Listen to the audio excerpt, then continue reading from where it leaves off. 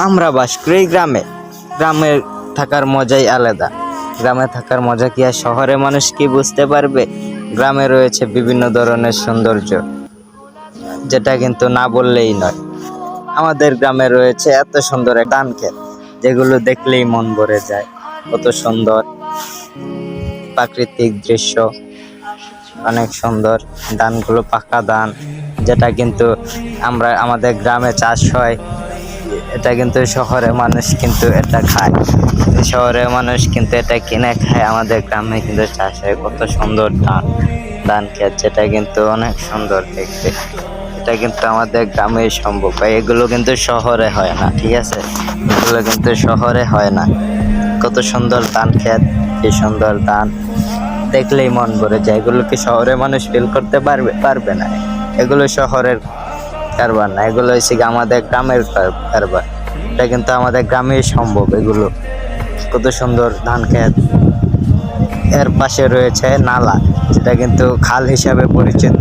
এখানে কিন্তু প্রচুর পরিমাণে লোকজন এসে মাছ ধরে থাকে। যার নিচে কিন্তু রয়েছে শিং, মাগুর, কই, টাকি, আরো অনেক ধরনের বিভিন্ন প্রজাতির মাছ।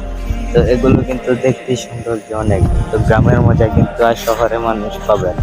গ্রামের মজা কিন্তু গ্রামে যে বাস করা কতটা মজা, সেটা কিন্তু একমাত্র গ্রামের মানুষই বুঝে কতটা শান্তি। গ্রামে রয়েছে সৌন্দর্য ভরা কাশফুল, যেটা কিন্তু দেখলেই নয়, যেটা কিন্তু অনেক সুন্দর। এটা কিন্তু বাতাসে দোল খায়, সেটা কিন্তু দেখতে কিন্তু অনেক সুন্দর দেখা যায়। তো এগুলো কিন্তু গ্রামেই দেখা যায়।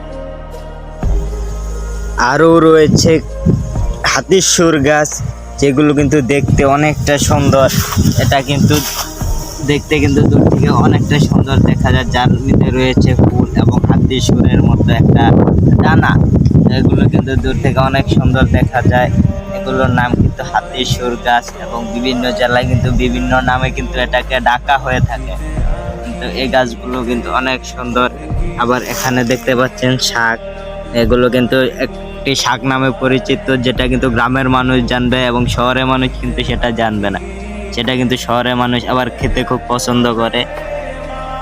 তো শহরের মানুষ কিন্তু অধিক মানুষ কিন্তু জানবে না এটার নাম কি। এগুলো কিন্তু একটি খুব সুস্বাদু শাক নামে কিন্তু এগুলো কিন্তু পরিচিত। এই শাকগুলো কিন্তু খেতে খুব সুস্বাদু হয়ে থাকে। এখানে দেখতে পাচ্ছেন অনেক পরিমাণে কিন্তু শাক রয়েছে।